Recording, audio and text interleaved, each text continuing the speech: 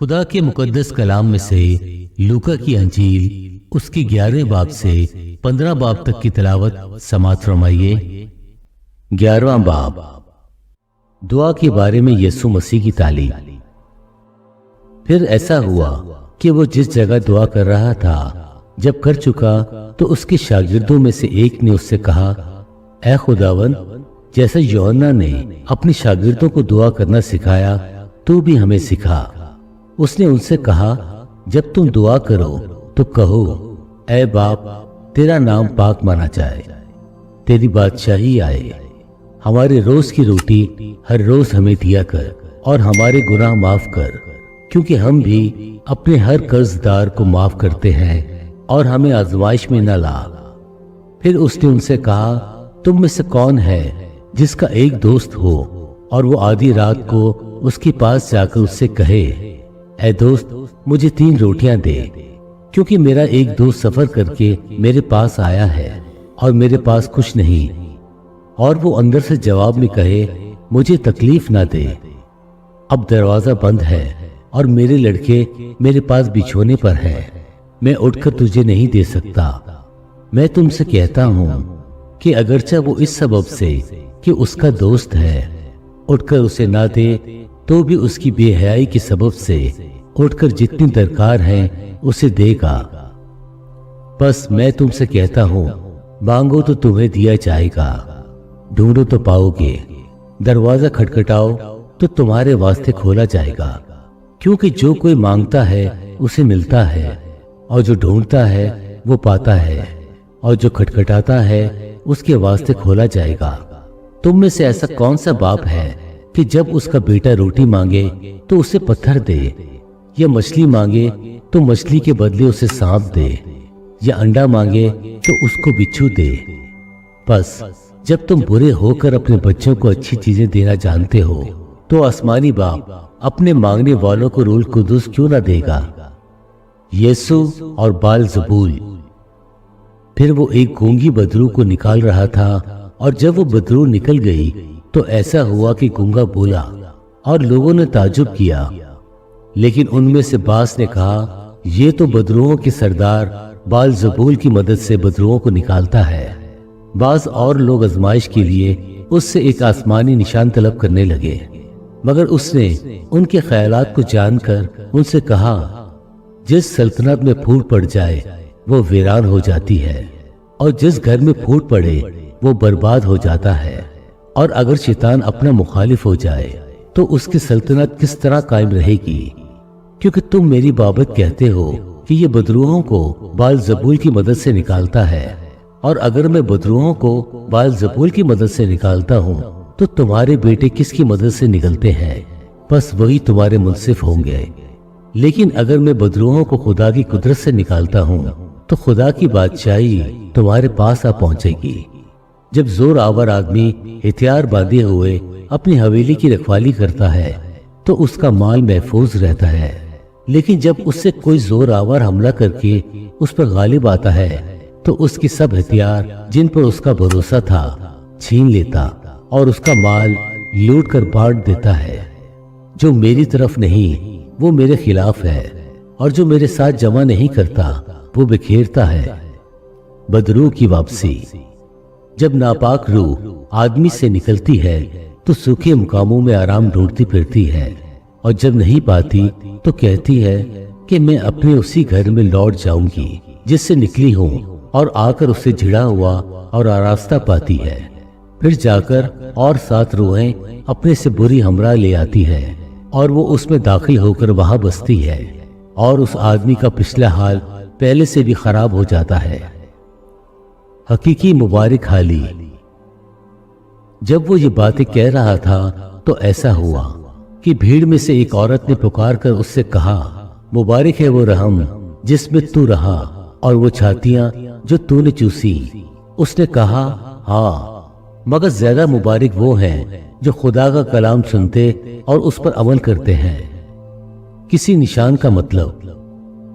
جب بڑی بھیڑ جمع ہوتی جاتی تھی تو وہ کہنے لگا کہ اس زمانہ کے لوگ برے ہیں، وہ نشان طلب کرتے ہیں، مگر یونا کے نشان کے سوا کوئی اور نشان ان کو نہ دیا جائے گا۔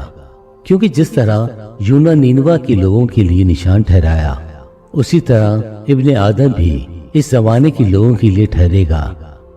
दक्खन की मलका इस जमाने के आदमियों के साथ अदालत के दिन उठकर इनको मुजरिम ठहराएगी, क्योंकि वो दुनिया के किनारे से सुलेमान की हिकमत सुनने को आई, और देखो यहाँ वो है जो सुलेमान से बड़ा है।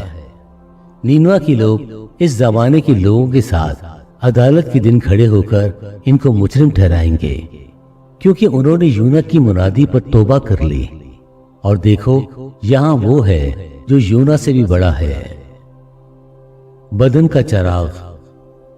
कोई शख्स चिराग जलाकर तहखाने में या पैमाने के नीचे नहीं रखता, बल्कि चिराग दान पर रखता है, ताकि अंदर आने वालों को रोशनी दिखाई दे। तेरे बदन का चिराग तेरी आंख है।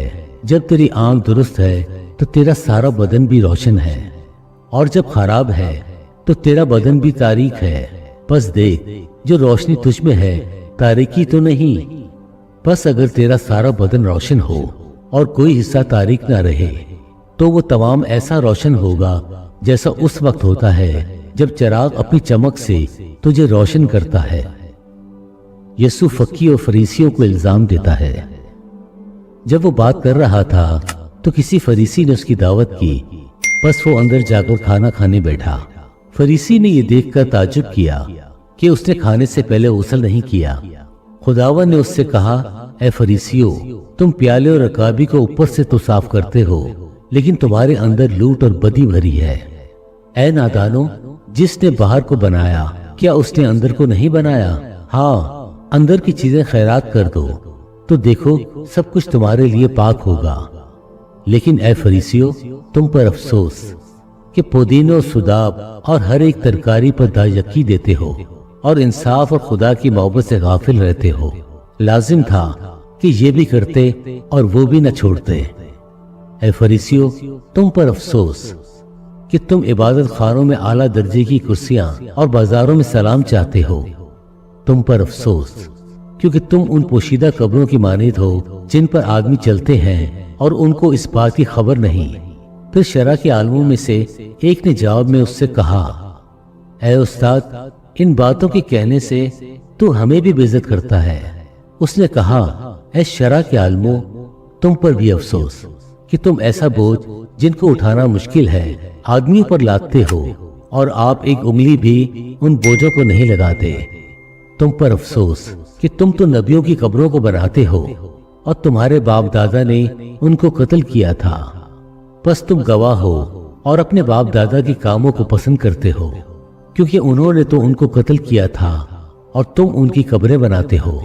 इसीलिए खुदा की हिकमत ने कहा है कि मैं नबियों और रसूलों को उनके पास भेजूंगी। वो उनमें से बास को कत्ल करेंगे और बास को सताएंगे, ताकि सब नबियों के खून की जो बनाए आलम में बहाया गया इस जमाने के लोगों से बास पुस की जाए, हाबिल के खून से लेकर उस जकरिया के खून तक जो कुर्बान गाह और मकदस के बीच में हलाक हुआ। मैं तुमसे सच कहता हूँ कि इसी जमाने के लोगों से सबकी बास पुस की जाएगी। ऐ शरा के आलमों, तुम पर अफसोस कि तुमने मार्फत की कुंजी छीन ली। तुम आप भी दाखिल न हुए और दाखिल होने वालों को भी रोका।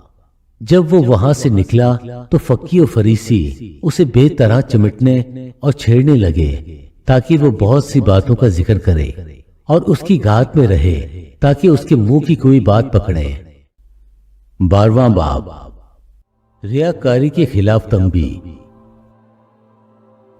इतने में जब हजारों आदमियों की भीड़ लग गई, यहाँ तक कि एक दूसरे पर गिरा पड़ता था, तो उसने सबसे पहले अपने शागिर्दों से ये कहना शुरू किया कि उस खमीर से होशियार रहना जो फरीसियों की रियाकारी है, क्योंकि कोई चीज ढकी नहीं जो खोली न जाएगी, और न कोई चीज छुपी है जो जानी न जाएगी। इसलिए जो कुछ तुमने अंधेरे में किया है वो उजाले में सुना जाएगा, और जो कुछ तुमने कोठरियों के अंदर कान में कहा है कोठों पर उसकी मुनादी की जाएगी। किन से डरना चाहिए? मगर तुम दोस्तों में कहते हो कि उनसे ना डरो जो बदन को कत्ल करते हैं और उसके बाद और कुछ नहीं कर सकते। लेकिन मैं तुम्हें जताता हूं कि किससे डरना चाहिए। उससे डरो जिसको इख्तियार है कि कत्ल करने के बाद जहन्नम में डाले। हाँ, मैं तुमसे कहता हूं कि उसी से डरो। क्या 2 पैसे की 5 चिड़ियां नहीं बिकती? तो भी खुदा के हुजूर उनमें से एक भी फरामोश नहीं होती, बल्कि तुम्हारे सर के बाल भी गिने हुए हैं। डरो मत, तुम्हारी कदर तो बहुत सी चिड़ियों से ज्यादा है। मसीह का इकरार और इनकार करना। मैं तुमसे कहता हूं कि जो कोई आदमियों के सामने मेरा इकरार करे, इब्ने आदम भी खुदा के फरिश्तों के सामने उसका इकरार करेगा। मगर जो आदमियों के सामने मेरा इनकार करे, खुदा के फरिश्तों के सामने उसका इनकार किया जाएगा। और जो कोई इब्ने आदम के खिलाफ कोई बात कहे, उसको माफ किया जाएगा, लेकिन जो रूहुल कुदूस के हक में कुफर बके, उसको माफ ना किया जाएगा। और जब वो तुमको इबादत खानों में और हाकिमों और इख्तियार वालों के पास ले जाएं, तो फिक्र ना करना कि हम किस तरह या क्या जवाब दें या क्या कहें, क्योंकि रूहुल कुदूस उसी घड़ी तुम्हें सिखा देगा कि क्या कहना चाहिए। दौलतमंद बेवकूफ की तमसील। फिर भीड़ में से एक ने उससे कहा, ऐ उस्ताद, मेरे भाई से कह कि मेरे मिरास का मेरा हिस्सा मुझे दे। उसने उससे कहा, मियां, किसने मुझे तुम्हारा मुंसिफ या बांटने वाला मुकर्रर किया है? और उसने उनसे कहा, खबरदार, अपने आप को हर तरह के लालच से बचाए रखो, क्योंकि किसी की जिंदगी उसकी माल की कसरत पर मौकूफ नहीं। और उसने उनसे एक तमसील कही कि किसी दौलतमंद की जमीन में बड़ी फसल हुई। बस वो अपने दिल में सोचकर कहने लगा कि मैं क्या करूं, क्योंकि मेरे हाथ जगह नहीं जहां अपनी पैदावार भर रखूं। उसने कहा, मैं यूं करूंगा कि अपनी कोठियां ढाकर उनसे बड़ी बनाऊंगा और उनमें अपना सारा अनाज और माल भर रखूंगा और अपनी जान से कहूंगा, ऐ जान, तेरे पास बहुत बरसों के लिए बहुत सा माल जमा है, चैन कर, खा पी, खुश रह। मगर खुदा ने उससे कहा, ऐ नादान, इसी रात तेरी जान तुझसे तलब कर ली जाएगी। बस जो कुछ तूने तैयार किया है वो किसका होगा? ऐसा ही वो शख्स है जो अपने लिए खजाना जमा करता है और खुदा के नजदीक दौलतमंद नहीं। खुदा पर भरोसा। फिर उसने अपने शागिर्दों से कहा, इसलिए मैं तुमसे कहता हूं कि अपनी जान की फिक्र न करो कि हम क्या खाएंगे, और न अपने बदन की कि क्या पहनेंगे, क्योंकि जान खुराक से बढ़कर है और बदन पोशाक से। कौओं पर गौर करो कि ना बोलते हैं, ना काटते हैं, ना उनके खाता होता है, ना कोठी, तो भी खुदा उन्हें खिलाता है। तुम्हारी कदर तो परिंदों से कहीं ज्यादा है। तुम में से ऐसा कौन है जो फिक्र कर अपनी उम्र में एक घड़ी बढ़ा सके? बस जब सबसे छोटी बात नहीं कर सकते तो बाकी चीजों की फिक्र क्यों करते हो? सोसन के दरख्त पर गौर करो कि किस तरह बढ़ते हैं। वो न मेहनत करते न काटते हैं। तो भी मैं तुमसे कहता हूं कि सुलेमान भी बावजूद अपनी सारी शान और शौकत के उनमें से किसी की मानिंद मुबल्लिस ना था। बस जब खुदा मैदान की घास को जो आज है और कल तंदूर में झोंकी जाएगी ऐसी पोशाक पहनाता है, तो ऐ कम अकायदो, तुमको क्यों ना पहनाएगा? और तुम इसकी तलाश में ना रहो कि क्या खाएंगे और क्या पिएंगे, और ना शकी बनो, क्योंकि इन सब चीजों की तलाश में दुनिया की कौमें रहती हैं।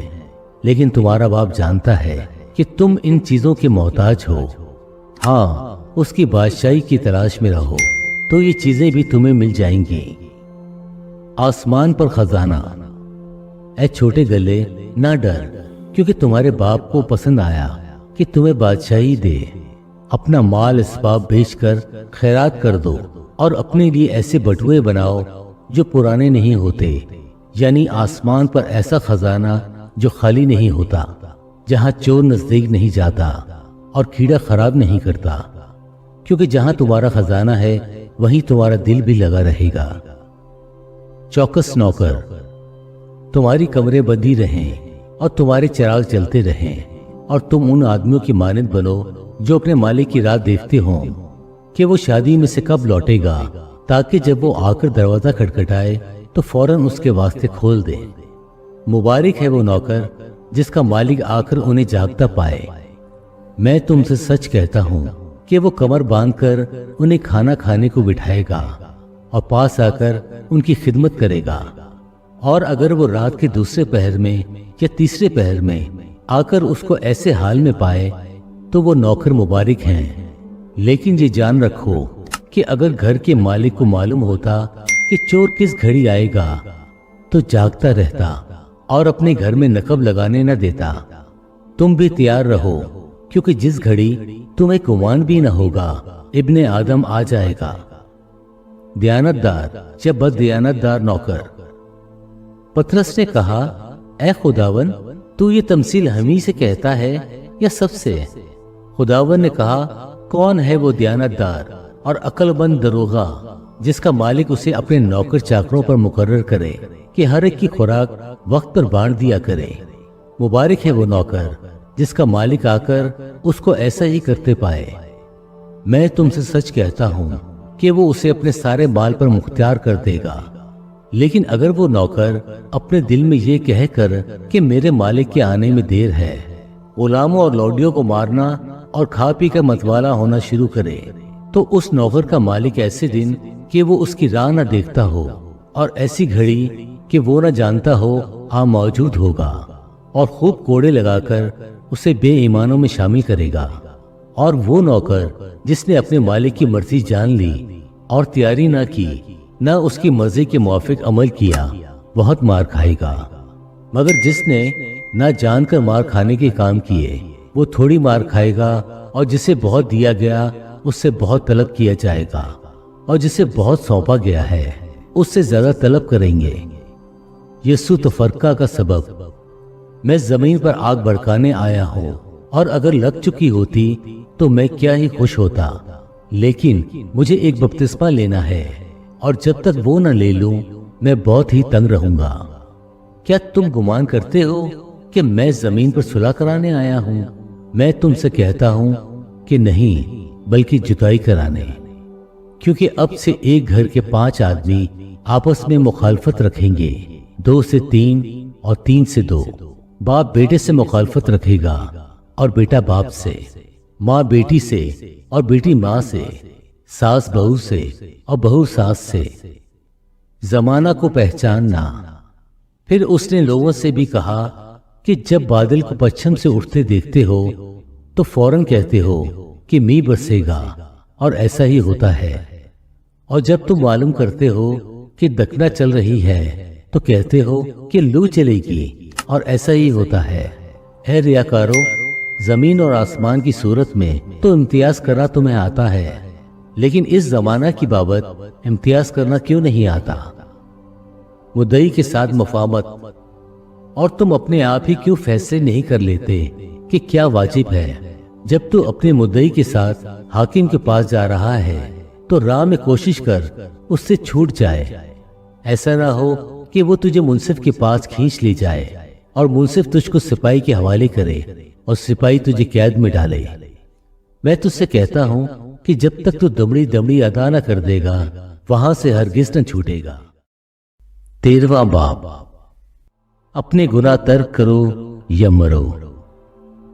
اس وقت بعض لوگ حاضر تھے جنہوں نے اسے ان گلیلیوں کی خبر دی جن کا خون پلاطس نے ان کی ذبیحوں کے ساتھ ملایا تھا۔ اس نے جواب میں ان سے کہا کہ ان گلیلیوں نے جو ایسا دکھ پایا، کیا وہ اس لیے تمہاری دانست میں اور سب گلیلیوں سے زیادہ گناہگار تھے؟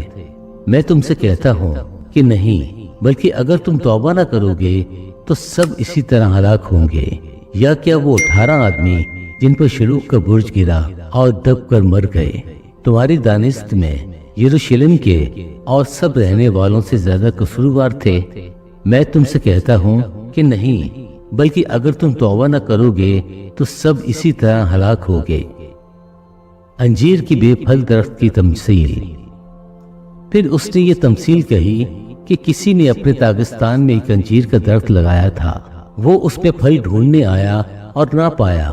اس پر اس نے باغبان سے کہا کہ دیکھ، 3 برس سے میں اس انجیر کے درخت پہ پھل ڈھونڈنے آتا ہوں اور نہیں پاتا، اسے کاٹ ڈال، یہ زمین کو بھی کیوں روکے رہے؟ اس نے جواب میں اس سے کہا اے خداवन اس سال تو اور بھی اسے رہنے دے تاکہ میں اس کے گرد تھالا کھودوں اور کھاد ڈالوں، اگر آگے کو بھلا تو خیر، نہیں تو اس کے بعد کاٹ ڈالنا۔ یسوع سبت کے دن ایک مفلوج عورت کو شفا دیتا ہے۔ پھر وہ سبت کے دن کسی عبادت خانہ میں تعلیم دیتا تھا، اور دیکھو ایک عورت تھی جس کو 18 برس سے کسی بدرو کے باعث کمزوری تھی۔ وہ کبڑی ہو گئی تھی اور کسی طرح سیدھی نہ ہو سکتی تھی۔ یسوع نے اسے دیکھ کر پاس بلایا اور اس سے کہا، اے عورت، تو اپنی کمزوری سے چھوٹ گئی، اور اس نے اس پر ہاتھ رکھے۔ اسی دم وہ سیدھی ہو گئی اور خدا کی تمجید کرنے لگی۔ عبادت خانہ کا سردار جس نے سبت کے دن شفا بخشی خفا ہو کر لوگوں سے کہنے لگا، 6 دن میں جن میں کام کرنا چاہیے بس انہی میں آ کر شفا پاؤ، نہ کہ سبت کے دن۔ خداوند نے اس کے جواب میں کہا کہ اے ریاکار، کیا ہر ایک تم میں سے سبت کے دن اپنے بیل یا گدھے کو تھان سے کھول کر پانی پلانا نہیں لے جاتا؟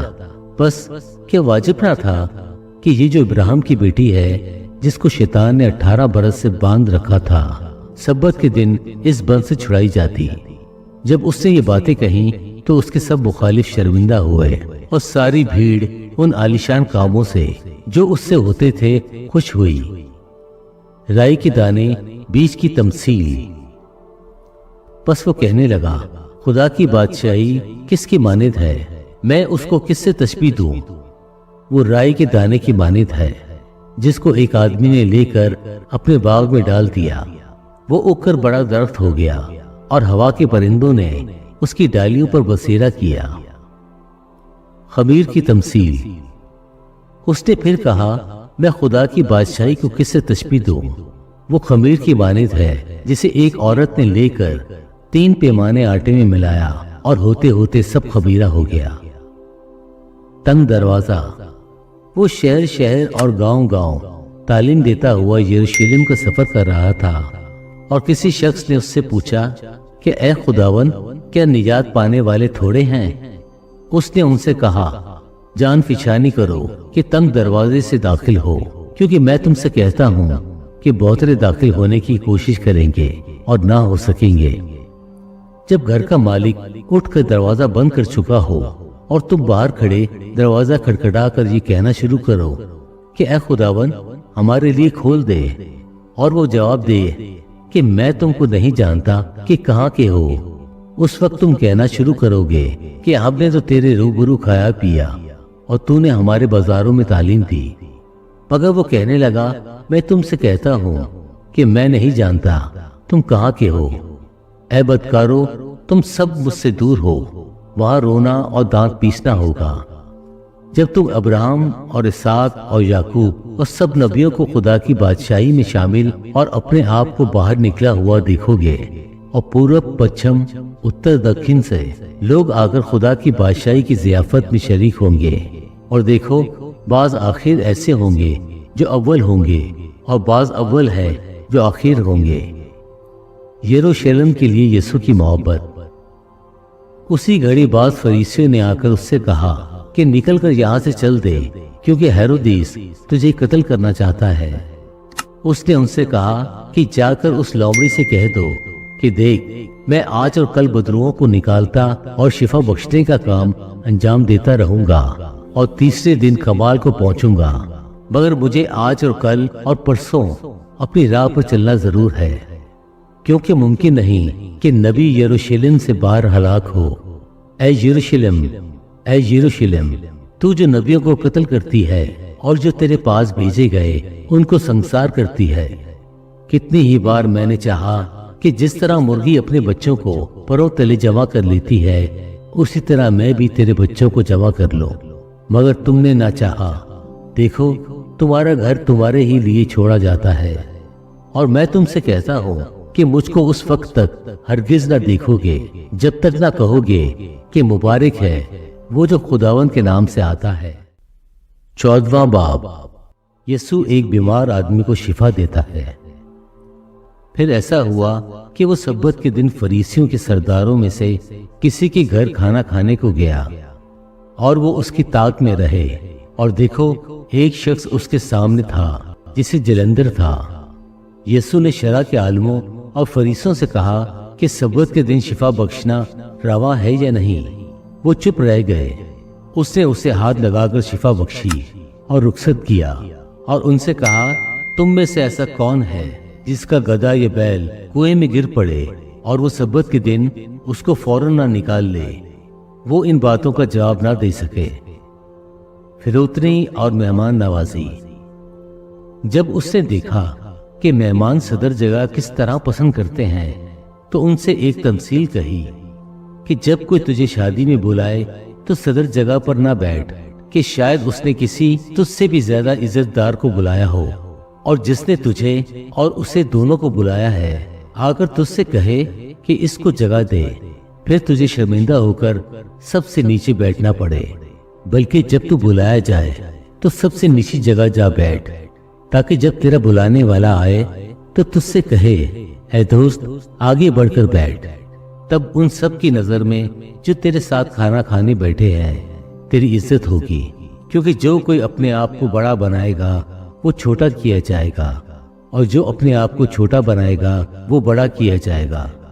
फिर उसने अपने बुलाने वाले से भी ये कहा कि जब तू दिन का या रात का खाना तैयार करे तो अपने दोस्तों या भाइयों या रिश्तेदारों या दौलतमंद पड़ोसियों को ना बुला, ताकि ऐसा ना हो कि वो तुझे बुलाएं और तेरा बदला हो जाए। बल्कि जब तू ज़ियाफत करे तो गरीबों, लुंजों, लंगड़ों, अंधों को बुला और तुझ पर बरकत होगी, क्योंकि उनके पास तुझे बदला देने को कुछ नहीं और तुझे रास्तबाजों की क़यामत में बदला मिलेगा। बड़ी ज़ियाफत की तमसील। जो उसके साथ खाना खाने बैठे थे उनमें से एक ने यह बात सुनकर उससे कहा, मुबारक है वो जो खुदा की बादशाही में खाना खाए। उसने उससे कहा, एक शख्स ने बड़ी ज़ियाफत की और बहुत से लोगों को बुलाया और खाने के वक्त अपने नौकर को भेजा कि बुलाए हुओं से कहे, आओ अब खाना तैयार है। इस पर सबने मिलकर उज़र करना शुरू किया। पहले ने उससे कहा, मैंने खेत खरीदा है, मुझे जरूर है कि जाकर उसे देखूं। मैं तेरी मेहनत करता हूँ, मुझे माजूर रख। दूसरे ने कहा, मैंने 5 जोड़ी बैल खरीदे हैं और उन्हें आजमाने जाता हूँ, मैं तेरी मेहनत करता हूँ, मुझे माजूर रख। एक और ने कहा, मैंने ब्याह किया है, इस सबब से नहीं आ सकता। बस उस नौकर ने आकर अपने मालिक को इन बातों की खबर दी। इस पर घर के मालिक ने गुस्से होकर अपने नौकर से कहा, जल्दी शहर के बाजारों और कूचों में जाकर गरीबों, लुंजों, अंधों और लंगड़ों को यहाँ ले आ। नौकर ने कहा, ऐ खुदावन, जैसा तूने फरमाया था वैसा ही हुआ और अब भी जगह है। मालिक ने उस नौकर से कहा कि सड़कों और खेत की बाड़ों की तरफ जा और लोगों को मजबूर करके ला, ताकि मेरा घर भर जाए, क्योंकि मैं तुमसे कहता हूँ कि जो बुलाए गए थे उनमें से कोई शख्स मेरा खाना चखने न पाएगा। शागिर्दियत की कीमत। जब बहुत से लोग उसके साथ जा रहे थे तो उसने फिर कर उनसे कहा, अगर कोई मेरे पास आए और अपने बाप और अपनी माँ और अपनी बीवी, बच्चों और भाइयों और बहनों, बल्कि अपनी जान से भी दुश्मनी ना करे तो मेरा शागिर्द नहीं हो सकता। जो कोई अपनी सलीब उठाकर मेरे पीछे ना आए वो मेरा शागिर्द नहीं हो सकता। क्योंकि तुम में ऐसा कौन है कि जब वो एक बुर्ज बनाना चाहे तो पहले बैठकर लागत का हिसाब न कर ले कि आया मेरे पास उसके तैयार करने का सामान है या नहीं। ऐसा ना हो कि जब नींव डालकर तैयार न कर सके तो सब देखने वाले ये कहकर उस पर हंसना शुरू करें कि इस शख्स ने इमारत शुरू तो की मगर तकमील न कर सका। ये कौन ऐसा बादशाह है जो दूसरे बादशाह से लड़ने जाता हो और पहले बैठकर मशवरा न कर ले कि आया मैं 10,000 से उसका मुकाबला कर सकता हूँ या नहीं, जो 20,000 लेकर मुझ पर चढ़ा आता है। नहीं तो जब वो हनूज दूर ही है, इल्ची भेजकर शराइत सुलह की दरख्वास्त करेगा। बस इसी तरह तुम में से जो कोई अपना सब कुछ तर्क न करे वो मेरा शागिर्द नहीं हो सकता। नकारा नमक। नमक अच्छा तो है, लेकिन अगर नमक का मजा जाता रहे तो वो किस चीज से मजेदार किया जाएगा। ना वो जमीन के काम का रहा न खाद के। लोग उसे बाहर फेंक देते हैं। जिसके कान सुनने के हों वो सुन ले। 15वां बाब। खोई हुई भेड़। सब महसूल लेने वाले और गुनाहगार उसके पास आते थे تاکہ اس کی باتیں سنیں، اور فریسی اور فقی بڑبڑا کر کہنے لگے کہ یہ آدمی گناہگاروں سے ملتا اور ان کے ساتھ کھانا کھاتا ہے۔ اس نے ان سے یہ تمثیل کہی کہ تم میں سے کون ایسا آدمی ہے جس کے پاس 100 بھیڑیں ہوں اور ان میں سے ایک کھو جائے تو 99 کو بیابان میں چھوڑ کر اس کھوئی ہوئی کو جب تک مل نہ جائے ڈھونڈتا نہ رہے گا؟ پھر جب مل جاتی ہے تو وہ خوش ہو کر اسے کندھے پر اٹھا لیتا ہے اور گھر پہنچ کر دوستوں اور پڑوسیوں کو بلاتا اور کہتا ہے میرے ساتھ خوشی کرو کیونکہ میری کھوئی ہوئی بھیڑ مل گئی ہے۔ میں تم سے کہتا ہوں کہ اسی طرح 99 راست بازوں کی نسبت جو توبہ کی حاجت نہیں رکھتے ایک توبہ کرنے والے گناہگار کے باعث آسمان پر زیادہ خوشی ہوگی۔ گمشدہ سکہ۔ یہ کون ایسی عورت ہے جس کے پاس 10 درہم ہو اور ایک ہو جائے تو وہ چراغ جلا کر گھر میں جھاڑو نہ دے اور جب تک مل نہ جائے کوشش سے ڈھونڈتی نہ رہے، اور جب مل جائے تو اپنی دوستوں اور پڑوسیوں کو بلا کر نہ کہے کہ میرے ساتھ خوشی کرو کیونکہ میرا کھویا ہوا دھرم مل گیا۔ میں تم سے کہتا ہوں کہ اسی طرح ایک توبہ کرنے والے گناہگار کے باعث خدا کے فرشتوں کے سامنے خوشی ہوتی ہے۔ کھویا ہوا بیٹا۔ پھر اس نے کہا کہ کسی شخص کے 2 بیٹے تھے، ان میں سے چھوٹے نے باپ سے کہا اے باپ، مال کا جو حصہ مجھ کو پہنچتا ہے مجھے دے دے۔ اس نے اپنا مال متاع انہیں بانٹ دیا، اور بہت دن نہ گزرے کہ چھوٹا بیٹا اپنا سب کچھ جمع کر کے دور دراز ملک کو روانہ ہوا اور وہاں اپنا مال بد چلنی میں اڑا دیا، اور جب سب خرچ ہو چکا تو اس ملک میں سخت تال پڑا اور وہ محتاج ہونے لگا۔ پھر اس ملک کے ایک باشندے کے ہاں جا پڑا۔ اس نے اس کو اپنے کھیتوں میں سور چرانے بھیجا، اور اسے آرزو تھی کہ جو پھلیاں سور کھاتے تھے انہی میں سے اپنا پیٹ بھرے، مگر کوئی اسے نہ دیتا تھا۔ پھر اس نے ہوش میں آ کر کہا میرے باپ کے بہت سے مزدوروں کو افراد سے روٹی ملتی ہے اور میں یہاں بھوکا مر رہا ہوں۔ میں اٹھ کر اپنے باپ کے پاس جاؤں گا اور اس سے کہوں گا اے باپ، میں آسمان کا اور تیری نظر میں گناہگار ہوا، اب اس لائق نہیں رہا کہ پھر تیرا بیٹا کہلاؤں، مجھے اپنے مزدوروں جیسا کر لے۔ بس وہ اٹھ کر اپنے باپ کے پاس چلا۔ وہ ابھی دور ہی تھا کہ اسے دیکھ کر اس کے باپ کو ترس آیا اور دوڑ کر اس کو گلے لگایا اور چوما۔ بیٹے نے اس سے کہا اے باپ، میں آسمان کا اور تیری نظر میں گناہگار ہوا، اب اس لائق نہیں رہا کہ پھر تیرا بیٹا کہلاؤں۔ باپ نے اپنے نوکروں سے کہا اچھے سے اچھا لباس جلدی نکال کر اسے پہناؤ، اور اس کے ہاتھ میں انگوٹھی اور پاؤں میں جوتی پہناؤ، اور پلے ہوئے بچڑے کو لا کر ذبح کرو تاکہ ہم کھا کر خوشی منائیں، کیونکہ یہ میرا بیٹا مردہ تھا اب زندہ ہوا، کھو گیا تھا اب ملا ہے۔ بس وہ خوشی منانے لگے۔ لیکن اس کا بڑا بیٹا کھیت میں تھا۔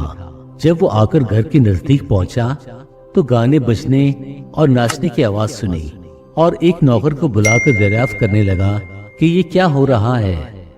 اس نے اس سے کہا تیرا بھائی آ گیا ہے اور تیرے باپ نے پلا ہوا بچڑا ذبح کروایا ہے کیونکہ اسے بھلا چنگا پایا۔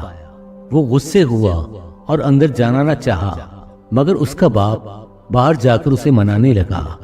اس نے اپنے باپ سے جواب میں کہا اتنے برسوں سے میں تیری خدمت کرتا ہوں اور کبھی تیری حکم عدولی نہیں کی، مگر مجھے تو نے کبھی ایک بکری کا بچہ بھی نہ دیا کہ اپنے دوستوں کے ساتھ خوشی مناتا۔ لیکن جب تیرا یہ بیٹا آیا جس نے تیرا مال متاع کسبیوں میں اڑا دیا تو اس کے لیے تو نے پلا ہوا بچڑا ذبح کرایا۔ اس نے اس سے کہا بیٹا، تو ہمیشہ میرے پاس ہے اور جو کچھ میرا ہے وہ تیرا ہی ہے، لیکن خوشی منانا اور شادمان ہونا مناسب تھا کیونکہ تیرا یہ بھائی مردہ تھا اب زندہ ہوا، کھویا ہوا تھا اب ملا ہے۔ خدا کے پاک کلام پڑھے اور سنے جانے پر خداوند کی برکت ہو، آمین۔